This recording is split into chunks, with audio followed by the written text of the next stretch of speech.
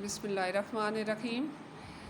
जी, तो स्टूडेंट्स हम ग्रामर का पार्ट ए कर चुके हैं। अभी इस वक्त हम एक्सरसाइज में जो ग्रामर का टॉपिक दिया हुआ है उसका पार्ट बी करेंगे, और पार्ट बी में दिए हुए हैं आर्टिकल्स। आर्टिकल्स इंग्लिश में जो इस्तेमाल होते हैं वो हैं आ, एन और दा। आ और एन को इनडेफिनेट आर्टिकल कहते हैं और दा डेफिनेट आर्टिकल कहलाता है। इनका इस्तेमाल इंग्लिश में जो कोई भी स्टेटमेंट हम लिखते हैं उसका इन आर्टिकल्स का इस्तेमाल करते हैं। तो कुछ एक्सरसाइज में ब्लैंक्स दी हुई हैं।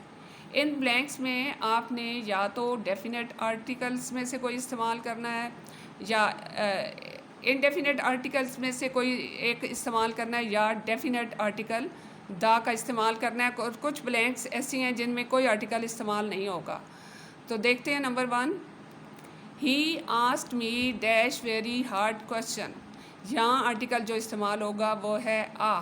ही asked me a very hard question. Next में नंबर 2 में होगा the question that he asked me was easy.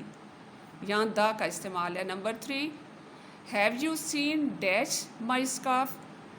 तो यहाँ कोई आर्टिकल इस्तेमाल नहीं होगा, आप डैश लगा दें। Number 4, could you please pass me the salt. यहाँ दा का इस्तेमाल करेंगे। Number 5, is there a good restaurant around here. यहाँ पर आ आएगा।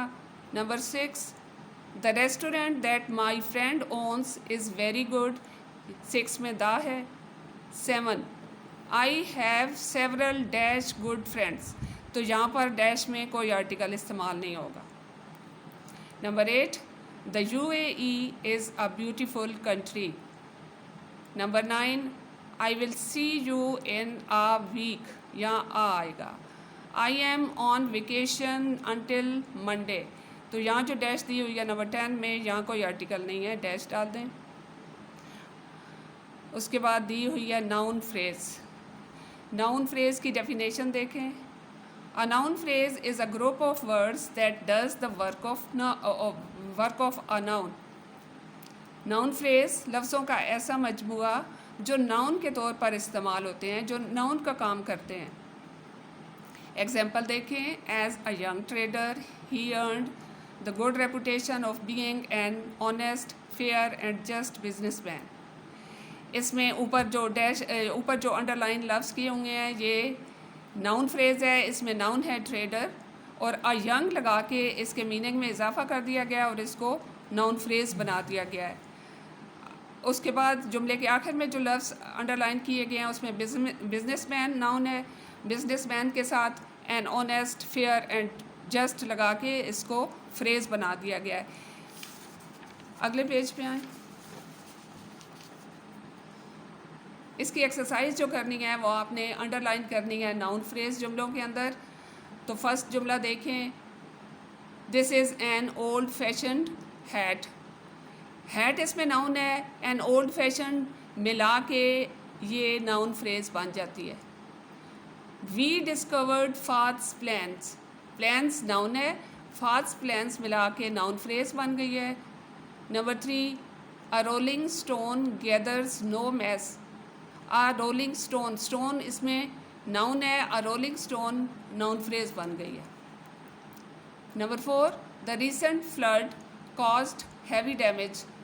फ्लड इसमें नाउन है और the recent flood noun phrase है। Number 5, an oral presentation can be interesting. Presentation इसमें नाउन है और एन ओरल प्रेजेंटेशन मिल के नाउन फ्रेज़ बन गई है। डी पार्ट देखें।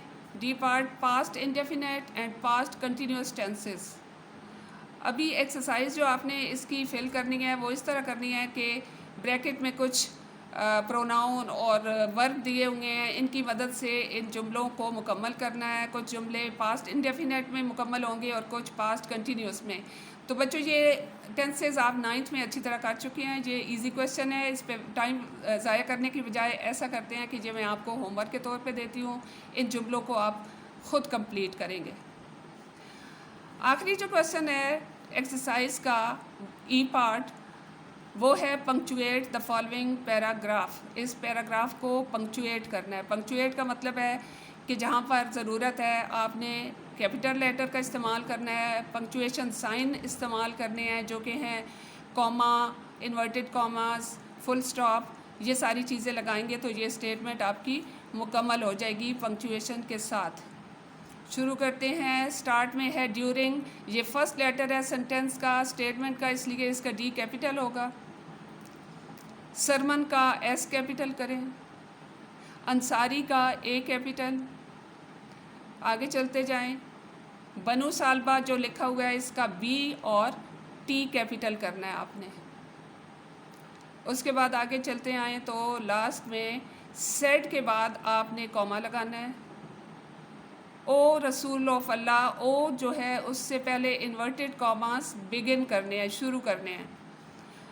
रसूल का आर कैपिटल, अल्लाह के बाद एक्सक्लेमेशन साइन लगाना है, एक्सक्लेमेशन मार्क लगेगा। उसके बाद देयर का टी कैपिटल करना है, ये अगला जुमला स्टार्ट हो जाता है, देयर का टी कैपिटल। इस लाइन में आगे और कोई पंक्चुएशन साइन नहीं है। अगली लाइन में आपने करना है फैमिली के बाद फुल स्टॉप लगा देना है और वी का डब्ल्यू कैपिटल करना है। फिर इसके बाद आगे कोई नहीं है। अगली लाइन में आएंगे तो दैट पे ये सेंटेंस कंप्लीट हो रहा है, इस पे डॉट लगाना है, फुल स्टॉप और इन्वर्टेड कॉमास क्लोज करने हैं। दा का टी कैपिटल, रसूल का आर कैपिटल, रिप्लाइड के बाद कॉमा, दा का जो है वो टी कैपिटल करना है और यहाँ से इन्वर्टेड कॉमास बिगिन करने हैं। फिर आप आखिर में आएंगे तो सन के बाद आपने फुल स्टॉप और इन्वर्टेड कॉमास क्लोज कर देने हैं। तो इसके साथ ही आपकी ये एक्सरसाइज जो है वो यूनिट 1 की कंप्लीट हो गई है। इंशाल्लाह नेक्स्ट लेसन में फिर आपसे मिलेंगे अगले लेक्चर के साथ। तो अब इजाज़त दें, अल्लाह हाफिज़, बहुत शुक्रिया।